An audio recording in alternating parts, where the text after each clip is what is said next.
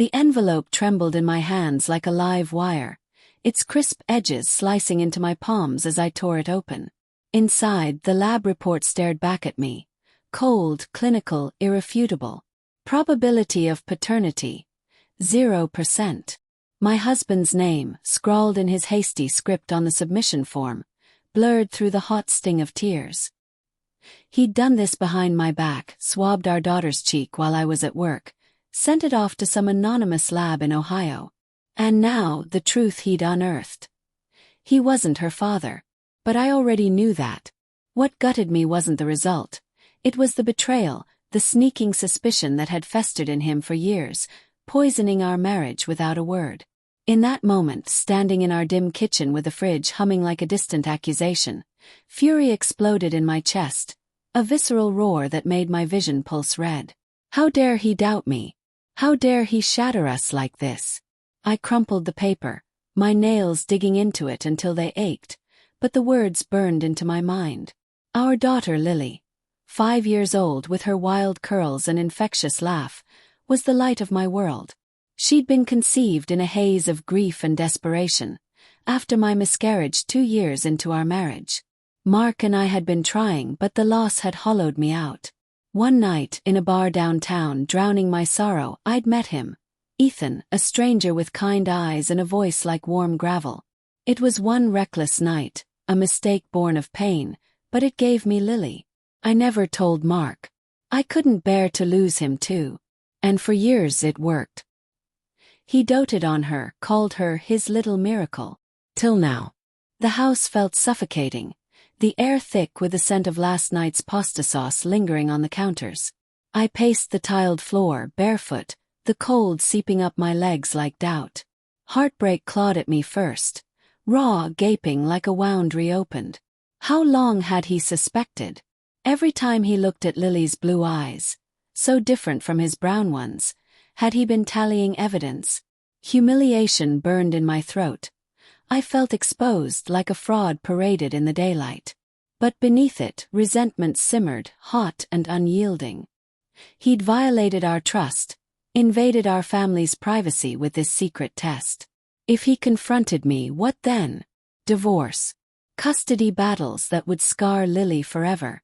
I sank into the armchair by the window, the fabric rough against my skin, watching the autumn leaves swirl in the wind outside. Denial crept in, whispering lies. Maybe it's a mistake. Labs screw up. But no, the DNA didn't lie.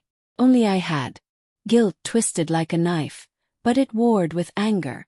Mark had always been the steady one, the accountant who balanced our lives with precision. Yet here he was, unraveling us in secret. Obsession took root then, a dark seed in my mind. What if I turned this against him? Made him pay for his doubt, for not loving her, us, enough to let it go? That evening, Mark came home late. His tie loosened, briefcase thudding against the hall table. The sound echoed like a gavel. Lily was already asleep, her stuffed bear clutched in her tiny fists. I heard him in the kitchen, rummaging for a beer, the pop of the cap sharp in the silence.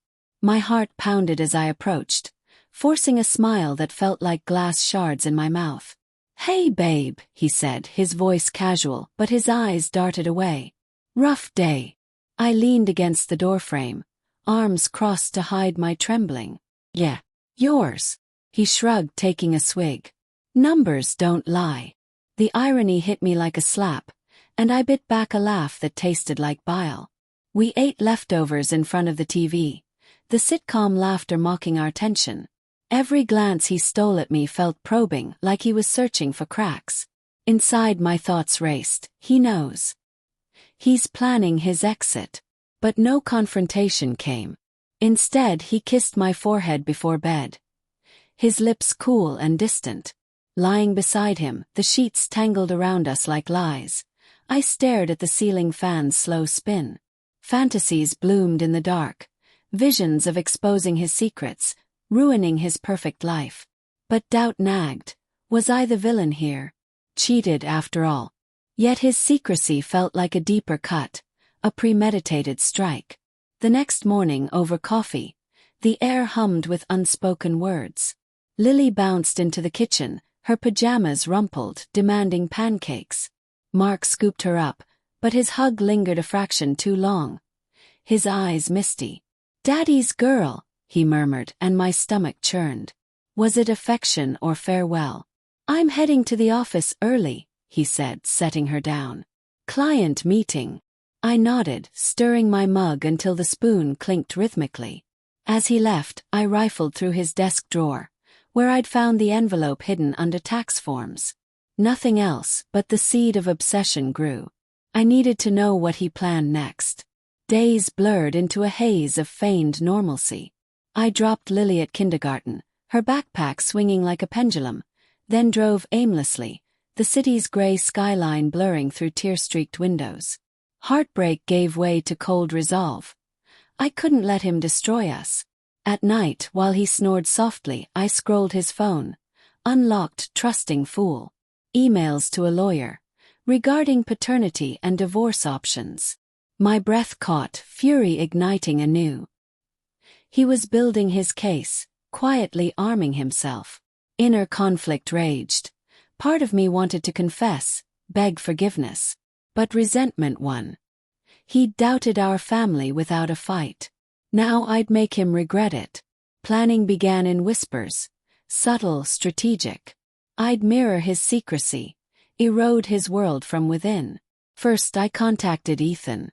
It took hours online, tracing old bar photos to a LinkedIn profile.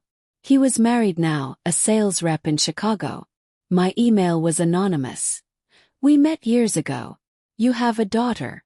No response at first, but anticipation built, a slow burn in my veins. At dinner that night, Mark was distant, picking at his food. "Everything okay?" I asked, voice honeyed. He hesitated, fork midway to his mouth. "Just work stress." "You?" "Fine." The word hung heavy. Tension coiled like a spring. Every silence screamed accusation. Lily chattered about school, oblivious, her laughter a bomb and a blade. Watching Mark force a smile, guilt flickered. Was I dragging her into this? But no. This was for her. To protect our life. The reply from Ethan came 2 days later. "Who is this?" "Proof." I sent a photo of Lily, her eyes mirroring his. His shock was palpable even in text. "Oh God. What do you want?" "Nothing yet," I replied. But the hook was set. Mark's behavior shifted. Subtle hints of withdrawal. He worked late, his cologne lingering like a ghost. Suspicion gnawed. Was he seeing someone? Preparing to leave. I followed him once, the car's engine humming low as I tailed him to a coffee shop. There he met a woman, sharp suit, briefcase. His lawyer. They pored over papers, his face grim. Humiliation surged. He was plotting our end. That night in bed, his hand brushed mine. I recoiled internally but played along. "I love you," he whispered. "Do you?" The words slipped out, laced with edge. He paused. "Of course." "Why?" "Just checking." Suspense thickened. I waited for his move, but he held back, building his fortress. My plan crystallized. I'd introduce doubt into his life, make him question everything. Starting with his job. Anonymous tips to his boss about irregularities in his accounts. Fabricated, but enough to trigger an audit. Moral conflict twisted me. This was wrong, destructive. But so was his betrayal. As leaves fell outside, mirroring my crumbling world, obsession deepened. I'd make him feel the isolation, the paranoia. And when he broke, I'd be there, cold, resolved. The audit hit like a storm. Mark came home pale, his suit rumpled, tie askew. The living room lamp cast long shadows across his face as he slumped on the couch, hands trembling. "They're investigating me at work," he muttered, voice cracking. "Someone tipped them off about falsified reports." "It's bullshit, Sarah. I swear." I knelt beside him, feigning concern, my hand on his knee feeling like a stranger's. Who would do that? Inside, satisfaction bloomed, dark, intoxicating. But guilt shadowed it. His eyes, red-rimmed, held genuine fear. Was this justice or cruelty? Lily played in her room, her dolls' voices a distant murmur. The house smelled of rain-soaked earth from the open window, the patter outside amplifying the tension. "I don't know," he said, rubbing his temples. "But if they find anything, even a mistake, it could ruin me." I poured him whiskey, the amber liquid glinting like accusation. "We'll get through it." The lie tasted sweet. As weeks dragged, the slow burn intensified. Mark grew paranoid, jumping at calls, scrutinizing emails. Dialogue sharpened our edges. "You believe me, right?" he'd ask over breakfast, cereal sogging in his bowl. "Of course," I'd reply, but my eyes held a glint he couldn't place. Ethan's messages escalated. "I want to meet her." I fed him details. Lily's birthday, her favorite toys, stringing him along. Inner thoughts warred. This man was a ghost from my past, but now a weapon. Doubt crept. What if Lily needed him? But no, Mark had raised her. This was payback. One evening, as thunder rumbled outside, Mark confronted me. We were in the kitchen, dishes clattering in the sink. "Sarah, we need to talk." His voice was steel-wrapped velvet. My pulse raced. "About?" He pulled out the envelope, the same one I'd found, now worn. "This." The air thickened, charged like before a strike. I froze, water dripping from my hands. "You tested her." He nodded, eyes blazing. I had doubts. Her eyes, the timing. And now I know. She's not mine. Heartbreak resurfaced, raw and howling. "You sneaky bastard. How long have you been planning this?" "Planning? You're the one who lied." His shout echoed, but he glanced toward Lily's room, lowering his voice. "Who is he?" Suppressed rage boiled over. "A mistake. But you invaded our privacy. You betrayed us first." He laughed bitterly. "Betrayed? You cheated." The argument spiraled, words like daggers. Accusations, tears, pleas. Tension peaked. I saw his moral complexity. He loved Lily, but the deception shattered him. Yet his secrecy mirrored mine, making us both gray. That night, he slept on the couch, the TV's blue glow flickering like ghosts. Obsession consumed me. Time for the next phase. I arranged Ethan's visit, secret, at a park. But I tipped Mark anonymously. "Your wife's meeting her lover." Foreshadowing hung heavy. He'd follow, see the truth unfold. The day arrived, crisp autumn air biting my skin. Lily skipped ahead, her hand in mine, oblivious. Ethan waited on a bench, nervous, his coat collar upturned. "She's beautiful," he said, voice thick. Mark appeared then, storming from the trees. "What the hell?" Chaos erupted, shouts, Lily's cries piercing the air. Mark lunged at Ethan, fists flying, the thud of impact visceral. I pulled Lily away, her tears soaking my shirt. Police came, statements taken in the cold station. Fluorescent lights buzzing overhead. Back home, Mark packed, his suitcase zipping like finality. "I'm done," he said, voice hollow. "But I'll fight for custody. She's mine in every way that matters." Cold resolve hardened. "Try it." The divorce dragged, lawyers' offices smelling of stale coffee and regret.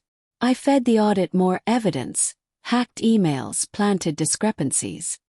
His job crumbled. He lost clients, reputation tarnished. Guilt gnawed. Watching him unravel, hollow-eyed in court, I questioned my path. Was this revenge or destruction? Inner conflict peaked. Love lingered, twisted into hate. The twist came at the final hearing. Ethan's testimony. "I want involvement." But then a retest demanded by the judge. Results. Mark was the father. A lab error, swap samples. Shock rippled through me. I'd never cheated. Memory flooded, the miscarriage, the bar. No, wait. It was a false memory. No, the test was wrong initially. Mark's eyes met mine, betrayal mirrored. "You thought. And you ruined me anyway." Poetic justice twisted. My revenge, built on his doubt, exposed my own paranoia. He won partial custody, but our family shattered. In the end, obsession consumed us both, leaving scars deeper than DNA. As I watched Lily wave from his car, heartbreak eternal, I realized. Revenge wasn't victory. It was mutual ruin.